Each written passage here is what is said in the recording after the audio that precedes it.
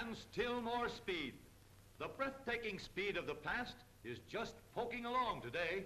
Faster trains, faster trucks, and motor cars speed up the work and play of the world. Each increase in speed follows the winning of a skirmish with speed's greatest enemy, friction. And yet, strange as it might seem, speed is limited to our ability to stop, and stopping depends upon friction. What a paradox. Do away with friction for more speed, and yet for more speed, add friction. Whether you travel on a bicycle, a wagon, or the fastest planes or cars, friction protects you, and your safety depends upon brakes, which apply friction for stopping.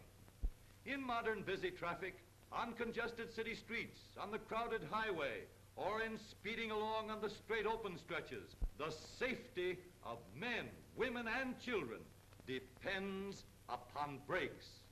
No better example of dependable brakes can be found than those manufactured by the Chevrolet Motor Company. This is the Chevrolet wheel and brake. Notice how smoothly the wheel comes to a stop with the slightest pressure on the pedal, and how quickly the wheel stops when a sharp pressure is applied. Before we can appreciate the degree of perfection Chevrolet has reached in its brakes, we must understand how friction is used, what its habits are, and what must be done to take full advantage of it. This is a motor car wheel, and to this wheel is fastened a brake drum, the part to which friction will be applied for stopping. Since friction produces heat, the material used for applying friction must resist heat. If it doesn't, it will smoke, char, burn, and quickly wear out. Chevrolet, with every available brake material to choose from, through exhaustive tests, has selected the very best for Chevrolet brakes. But regardless of the quality of the material, the way this material is used is more important. For example, the amount of braking material in contact with the brake drum largely determines how long the material will last and how effective and safe the brakes are. Look at this. This motor car wheel is spinning and the brake drum turning with it. A short brake shoe covered with brake material will be used to stop this wheel. Now watch. See how hot the brake shoe gets and how quickly the brake material is ground away? The brake shoe is lengthened. The brake shoe doesn't get so hot, and the brake material lasts longer. A still longer brake shoe, less heating, less wear.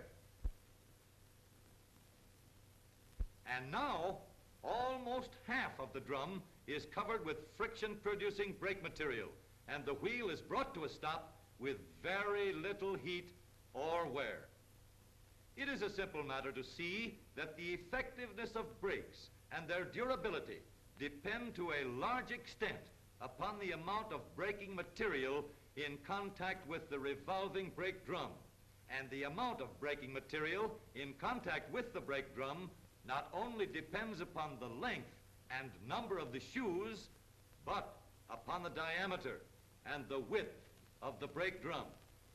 Imagine a Chevrolet brake without articulated brake shoes, a brake which, from all outward appearances, applies plenty of brake material to the brake drum.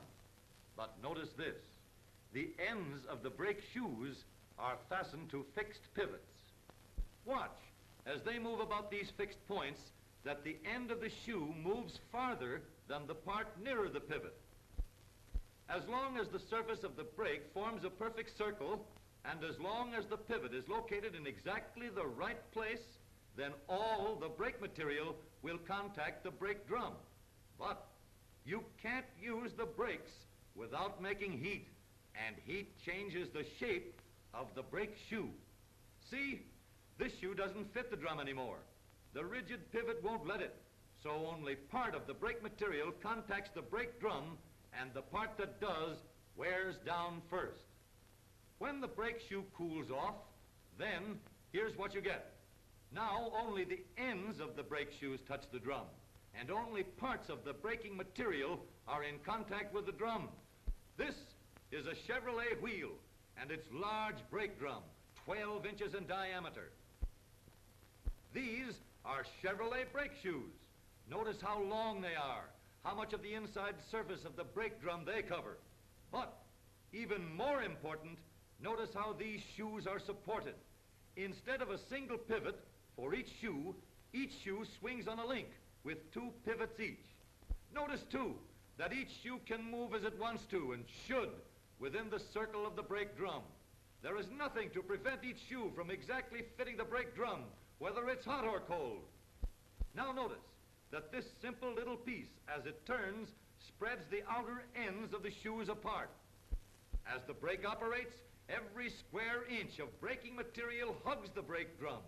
Every square inch of braking material wears exactly the same. This is one of the reasons why Chevrolet brakes work so easily, so effectively, and they stay in adjustment over thousands and thousands of miles of the hardest driving, through the heaviest traffic, and through any kind of weather. Regardless of how well a brake is designed, its moving parts must be protected from water, slush, mud, dirt, sand, dust, and grit. If they aren't, they can't stand up. This is why Chevrolet protects the interior of its brakes with this close-fitting shield, and in addition, protects the bearing parts against rust by plating them with cadmium. With the inventive resources of experienced engineers in General Motors laboratories and the Chevrolet engineering department, Chevrolet has its choice of every available means for connecting brake pedals with brakes. After all, why should there be a problem in connecting 4 mechanical brakes with 1 foot-operated pedal? Simplicity is always a thing to be sought, particularly where safety is at stake. So Chevrolet, with 4 strong steel rods and 4 strong steel cables, through a strong, sturdy cross-shaft and link, connected its 4 mechanical brakes, mechanically, with the foot-operated pedal. What could be simpler? And what could be safer?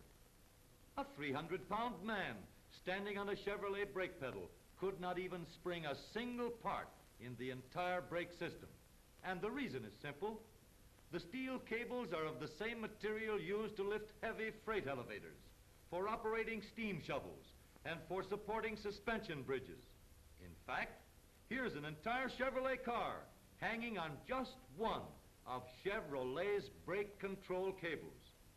Chevrolet's brake rods have a tensile strength of over 3,000 pounds, and the cross shaft and link is many times stronger than required.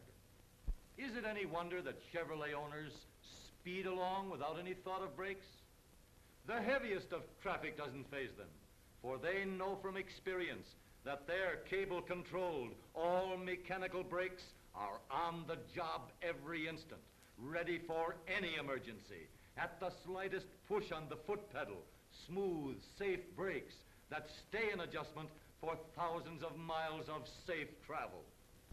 And all of this due to Chevrolet engineers' knowledge of friction, the enemy of speed, and yet the friend of speed.